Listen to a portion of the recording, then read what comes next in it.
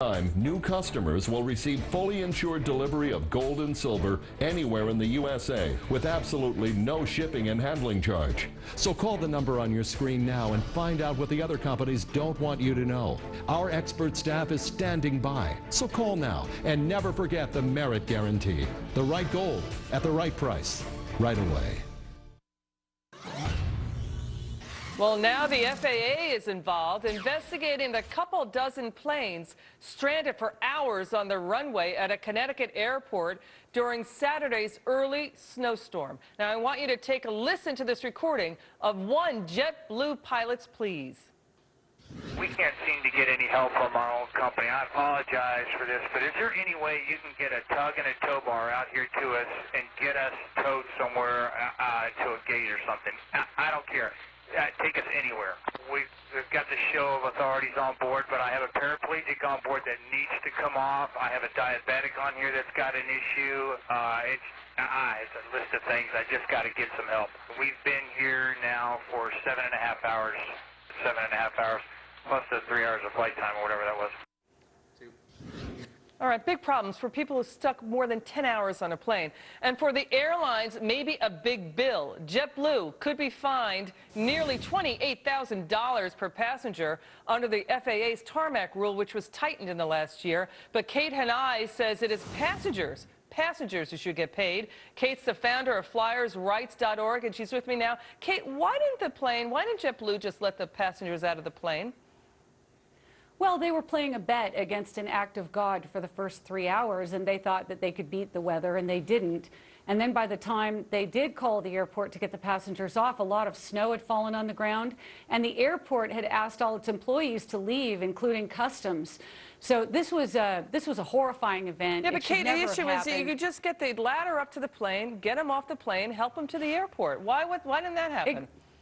It didn't happen because the airport didn't respond. They told their employees to go home, and because the airport was not regulated and there's no fines, the airport can do whatever they want, and there's not going to be any penalties against the airport for not responding. Well, this is when bureaucratic apathy and airports don't do what's right by the passengers. The customers are there to serve, right, Kate? That's correct. You know, this really is sort of common sense regulation and safety regulation. It should be in place. We've seen several of these events where hundreds of thousands of people have been stuck on tarmacs.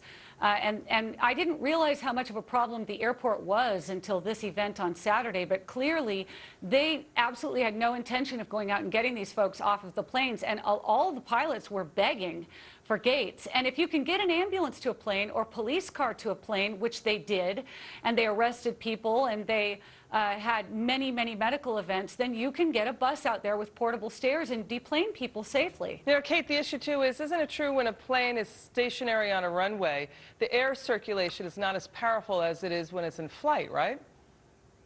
That's correct. And unfortunately, in at least one plane, the toilets were overflowing. So when the air was circulating, it was nauseating air for all of the passengers. All right, now let's get to the fines involved. Now, it's not clear yet whether the government will, in fact, say to JetBlue, you owe up to $28,000 per passenger. We don't know yet what the fine could be. What is your feeling about that? Well, no fines have been imposed since the rule went into effect, and the DOT explained to me the reason they hadn't before was that of the incidents that have happened since last April 2010, they were only a few minutes over 3 hours. These flights sat from 7 to 10 hours in the case of one flight on Saturday, so there definitely should be some fines imposed, and there has to be some very heavy-handed handling of this airport and all airports who tell their employees to go home in the face of mass strandings and people whose lives are frankly in jeopardy. I'll tell you something, Kate. You know, the airline stocks have not been in the upright position, so to speak, in recent years. Certainly JetBlue has also been hit with a downdraft, trading at around $5 a share. That's less than a Starbucks latte. But, you know, Kate, what is the airline's relationship with the airports? Who was responsible for doing what? Who was responsible for getting those customers off the plane? That's an excellent question. No one's asked me that yet. Basically, the airline is responsible for notifying the air traffic control, who then notifies the airport that they need ground crews, that they need the toilets emptied, that they need portable stairs, and so the airline is responsible for, yelling out, "I need help."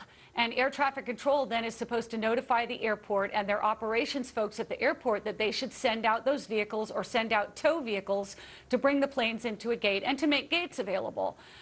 Those communications did happen, but the airport just simply didn't respond. I called Bradley Operations at 9 p.m. and got their operations guy on the line, and he was shocked that I called. And he said, "Well, we're getting on this. We are getting them off the planes." Right. But no one had deplaned at 9 p.m. Well, They Kate, didn't you're a deplane heck until of, about Kate 9:30. Hanni is a heck of a watchdog to be picking up the phone and calling on your own. The only one of the few watchdogs out there watching out for you and what's going on with the airports and airlines. Kate Hanni, always good to be with you. Thank you so much for your time. Next up, the fee fright does not end with flights. Once you get off that plane, hotels are now adding to the pain. You don't want to miss this one. Don't go away.